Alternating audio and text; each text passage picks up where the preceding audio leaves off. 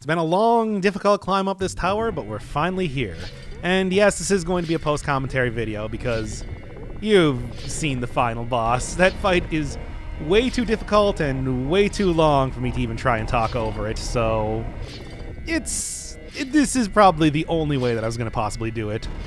Also, I am going to show the last trek through the Zenith because we haven't really seen it too much in the progress videos that I've been doing, and I also got just, in general, a much better handle on getting through this area now. Like, I figured out that, yes, you can actually climb onto the BMO statues to stop them from firing, which has helped a lot. Saw that a little bit in the last episode, but now I'm actually, using it as a strategy instead. And I also have realized, just going through the game, that I don't actually need potions for, like any of the potions, jump, corrosive, whatever, for the final fight, so I've just spent all of my berries buying as many of those things as possible, including teleport potions, and I'm just gonna blow them all here. Because as difficult as just like the concentration of traps that you find in this area are, as well as the existence of stuff like lava, everything can be destroyed except for the BMO statues. And there are other ways to deal with that. So if you're willing to just dig your way through with the corrode potions, that's a perfectly reasonable strategy. It's not like you're going to be using them anywhere else. Also, getting rid of lava in general, I think, is helpful because even if you do have revive potions, if you fall in lava, you die. And that's would be a rough way to end a run.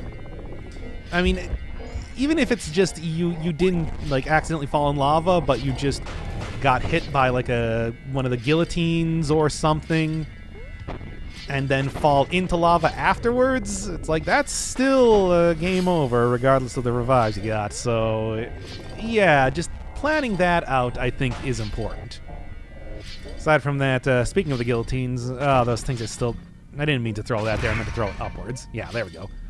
Guillotines are still terrible. I mean, you'd think that I would be done with stuff dropping on my head after the segmentation plant, but nah, they really did bring them back in full force in the final area here. I'm surprised that I did not get killed by anything there. Like, I felt like I was in the spinning blade on the ground and yet didn't do anything. I guess I do give you a lot more warning of when they're going to be hitting you. The big thing with the crushers in the segmentation plant is that you do have to be relatively close to them for them to activate in the first place, and that does give you less time to get away, but also at the same time, I don't know, at least you can see them. Oh, well, to be honest, I would still rather have the guillotines than the crushers, unless you have 4 of them in a row and there's just no place that you can get away from them. I don't know. Either way, at least the generation is halfway decent here. There haven't been particularly bad BMO statues in my way, kind of preventing... Well, except for this one. The better plan probably would have been just to jump onto the eyeball, but... Well, I panicked. What can I say? Happens. Happens a lot. It's like I really got myself in a corner, and I didn't really think, with the assumption that there wasn't going to be a guillotine there. But if you're in the Zenith, you really always got to assume that if there is a block, if there is like an entire tile above you, there's a good chance there's probably a guillotine there. They pack the traps in so tight in this area, it's ridiculous. Okay. I mean, it's like, I'm still grabbing some of the golden berries, even though I do not need them at all. But this is a point in time that I'm just like, you know what? What does it even matter? If I can find a revive, I can afford it, and certainly I have more than enough resources otherwise.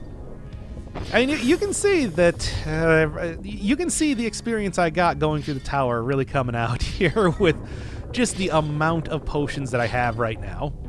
I did one last little check around to see if I could find the witch for a final revive potion, but nothing.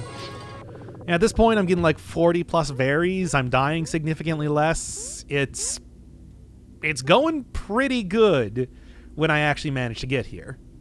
Usually just dying stupidly like in Club Z or something because of many, many glow stick guys or like the fire guys together. Hey, Zardo, I'm back. Again. And you're still not impressed. Yeah, but I've done it like multiple times now. Look, I got 3 teleport potions, even though we're not going to use them in the battle. It's like, I got them. That's cool, right? Managed to get through the temple without getting seen for once. Yeah. Start the battle with the classic catchphrase. Zardo's classic catchphrase. That's his win taunt in Super Smash Brothers. I mean, certainly the guy has enough of a move set for that game if they wanted to put him in. Well, with the whole, like, tennis game, you could probably just justify throwing him on as a skin for Ganondorf or something. The inspiration is clear, is what I'm trying to say.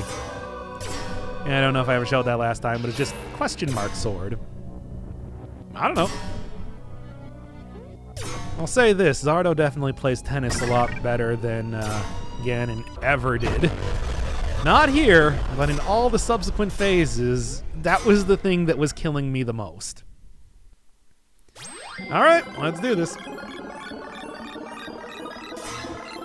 By the way, you might notice that there's still 15 minutes left in the video. Yeah, this is a really long fight. Like, my god, it is a very, very long fight. And I'll say this, in a lot of roguelites that I play, sometimes, like, you know, boss fights or whatever are just total pushovers. I think something like, you know, Binding of Isaac, usually by the time you get to the end, it's just completely trivial to beat whatever the final boss is. Unless it is, you know, one of the special bosses. Or there's just, like, totally ridiculously, ludicrously difficult. Like this game, I think, like, Hades is just like a huge jump up in difficulty. Even like Dead Cells, the boss you get for that game is rough. This definitely takes after the other ones. I mean, you think the fight against the for the first chapter, it's like that was not too bad at all. But hey, this is chapter 2, and they really upped the difficulty on just about everything. Yes, I do have 2 pairs of gloves. Unfortunately, I could not combine those things together. You can combine together 2 climbing gloves. You can combine together 2 leather gloves. You can try combining together a leather glove and a climbing glove. It just creates junk. I know this from experience. I'm sure there's still probably a few more combinations that I really would have liked to have known over the course of the game, but unless I'm going to be doing Legend Fragment Run, I think I'm satisfied with the progress that I made here. Yes, always go to the opposite side that the hand is at. Because Zardo has a really hard time hitting you if you do it like that. If you are on the same side as the hand, he has a very easy time hitting you, as I learned after a lot of practice. You'll see by the end of the video when I show off all of the death cards in the log. It's just like, I've fought Zardo a few times. Alright, yes, you can in fact hit this with a sword. This is way easier. Like, my god, it is way easier to do that. Because you don't swing the sword immediately. It is a very... It does take a second, and that second is all it takes for Zardo to kill you.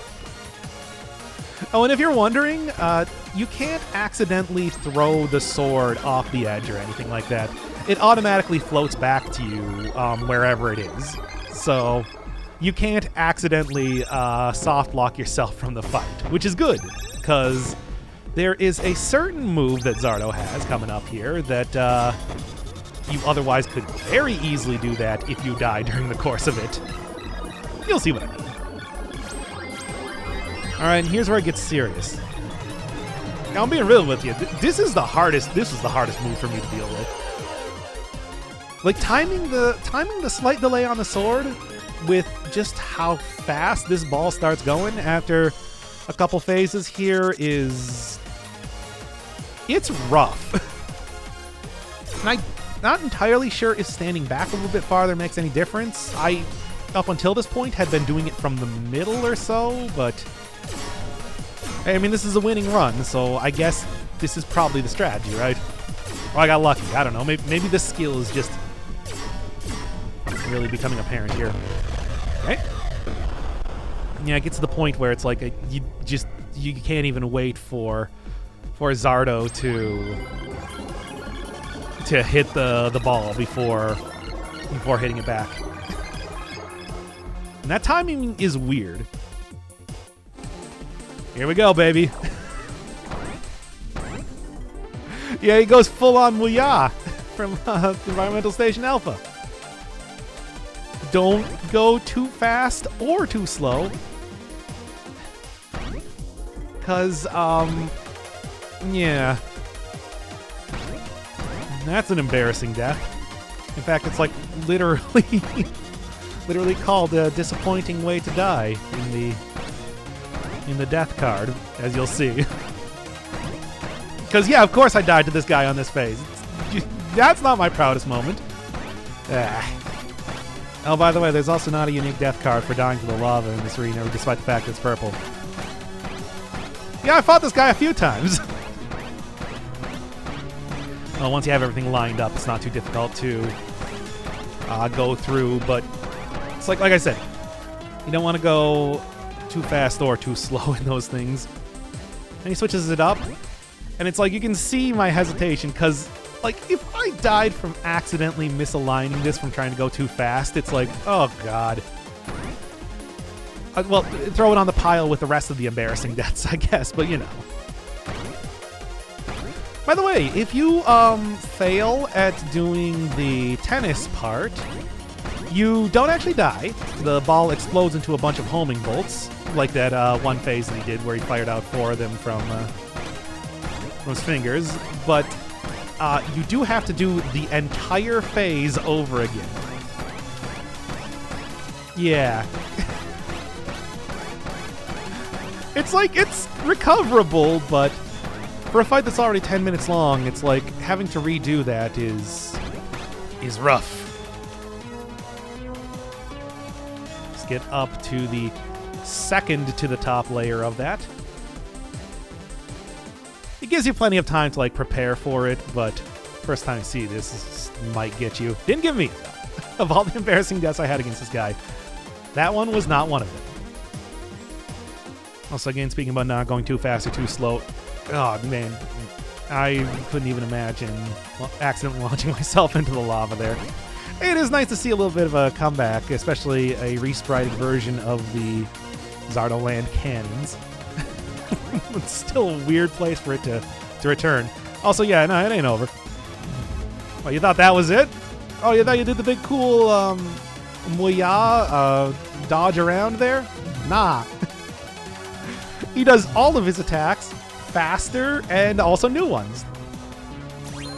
Well, except for the bowling ball thing. For some reason, that one does not make a return.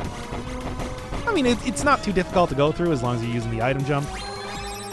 Trying to actually hit that with a sword, it's much more difficult. If you hit it with a sword, the ball just bounces up over you and then goes right back to its normal position. So it's not like that's a more permanent way to take care of it or anything. Just do the item hopping, I'm saying. Faster, but those bolts are still slow enough that you can kind of jump in between them, no problem at all. Looks close, not that close. This, however, is new. Not actually a difficult part, though. It looks impressive, though. And I think that the bolts might actually be consistent in how they're being shot out, that it's not like random or anything, because I swear that it's like this is the exact same as like the last couple times that I fought him. And even though it gets faster, it's just like eventually you'll see that it's just like, yeah, there's 2 rows that they're basically coming out of. So, you know, if you've ever played any sort of top-down shooter, left, right, left, right, left, right. I like that.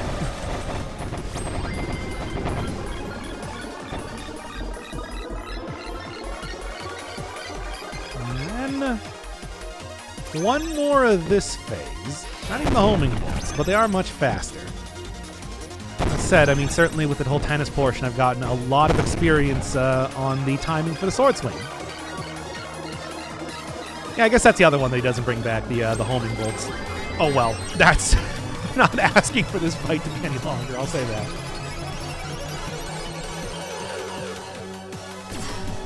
Alright, and this is a lot of hits you need to do. It is not... This is, like I said, this is not just a, you know, victory lap of a battle. It's really rough. Not too bad yet. It's like he ain't even, like, close to being done. Yeah, as you can see, it's like, as soon as I hit it, I basically run backwards and jump to immediately start hitting it again. Oh, take that, Zardo. Let's be honest here, I'm sure he'll be fine. Wizards are basically immortal in the TowerClimb universe. It's downright silly. Well, yeah, obviously. 7 legend fragments. My God. You know, when I saw the legend fragments, I was thinking it's just like, yeah, man, I probably got to get like 4 or 5 of these things. You know, one for like the arcade, one for the basketball game, etc., and so on. 7 is... You only have 6 inventory slots, which means that you have to carry one of those in your hand to get that. Yep, no, that's... I mean, yeah, I know. Absolutely ridiculous, ridiculously difficult type of side quest for a ridiculously difficult game. I know, not really surprising at all, but... Oh man, there's no way. There's no way. And yeah, it's complete non-ending. But, you know. Don't really think that's all. That's fine by me. 2-man team.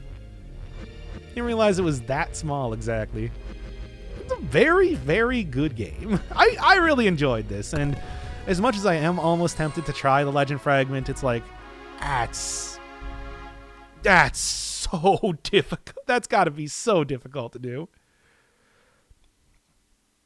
I mean, hey, I've been doing a lot. I've done a lot better with the game in the last few runs that I've been doing. I've obviously had many fights against the final boss, which means that I'm pretty consistent at doing it. It's just, that's a bit much.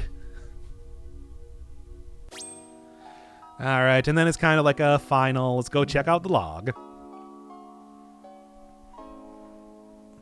You can clearly see where Chapter 2 starts. You can clearly see a couple of attempts that I made going all the way from Chapter 1. No real point for that. I just did it. Found out that you can apparently get a very good sword by killing like 8 dogs in a row. There's a lot more than 1 card past that, eh? Probably for the Legend Fragment run, I would think. Because I don't know what else that would possibly be. Yeah, getting hit by the cannon section is disappointed. Not gonna lie. It is. Yeah, bounced is when you destroy anyone. That's an embarrassing death. Getting preyed upon. But yeah, whenever you destroy a block inside Club Z, when the bouncer throws you out, that's the unique death you get there. Also an embarrassing death considering how small the blast radius for those bombs are in the Zardo land area. But yeah, if you're ever wondering just how many times I've died in this game, and you gotta remember, this does not count the revives, at least I don't think so. No, I'm pretty sure not. Otherwise, the Zardo cards probably would have a lot more on there. Yep.